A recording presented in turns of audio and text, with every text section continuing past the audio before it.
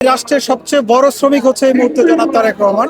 আমরা বিশ্বাস করি জনাব তারেক রহমানের যেই উন্নয়নের যে পরিকল্পনাগুলো আছে সেই পরিকল্পনাগুলো আমরা সবাই মিলে, আমরা রাষ্ট্রের সকল শ্রমিক, সকল শ্রেণী পেশার সবাই মিলে আমরা বাস্তবায়ন করতে সক্ষম হব ইনশাআল্লাহ। এই ঈদে কিন্তু বাংলাদেশের কোনো গার্মেন্টসে কোনো কোনো প্রতিষ্ঠানের শ্রমিক তার বেতনের ন্যায্য মজুরির জন্য দাঁড়াইতে হয়নি এবং নির্ধারিত সময় ঈদের প্রায় 10 থেকে 12 দিন আগেই সকল শ্রমিকের বেতন ভাতা কিন্তু পরিশোধ করা হয়েছিল।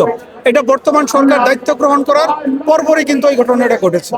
যে কোনো সরকারই অবশ্যই শ্রমিক বান্ধব হতে হবে, এটা ফার্স্ট প্রায়োরিটি, কিন্তু সরকারের পলিসি হচ্ছে মেইন। কিভাবে আমি আমার শ্রমিকগুলোকে কাজে লাগাচ্ছি। যেমন বর্তমান সরকারের যেই সবচেয়ে বড় প্রায়োরিটি সেটা হচ্ছে কর্মসংস্থান ক্রিয়েট করা, এবং বর্তমান সরকার কিন্তু ঘোষণা দিয়েছে প্রথম 6 মাসে 1 কোটি কর্মসংস্থান ক্রিয়েট করবে, মানে 1 কোটি শ্রমিক সরকার উৎপাদন করবে।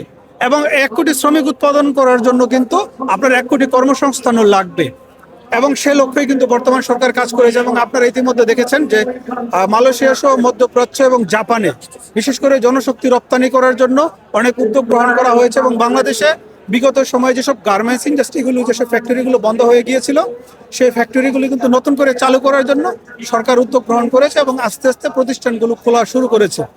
তো একটা বিষয় হচ্ছে কি, আমাদের এই ছোট দেশ, আমাদের জনসংখ্যা অনেক বেশি, সেই হিসাবে আমাদের কর্মসংস্থান কিন্তু কম, যার কারণে আমরা দেখছি যে প্রতি বছর জনসংখ্যার একটি বিরাট অংশ, বিশেষ করে শিক্ষিত মেধাবী যারা, তাদের একটি বিরাট অংশ কিন্তু ব্রেইন ড্রেন করে বিদেশে চলে যাচ্ছে। এবং এর বাইরে আমাদের যে পরিমাণ শিক্ষিত শ্রমশক্তি বের হচ্ছে, আমাদের সেরকম কর্মসংস্থান কিন্তু বাংলাদেশের নেই। তো আমরা বিশ্বাস করি এবং আমরা মনে করি যে বর্তমান যে সরকার আছে, জনগণের নির্বাচিত সরকার, সেই নির্বাচিত সরকার এই বিষয়গুলোর দিকে বেশি গুরুত্ব দিবে এবং যারা শিক্ষিত যুবক আছেন তাদের জন্য কর্মসংস্থানের ব্যবস্থা করবেন।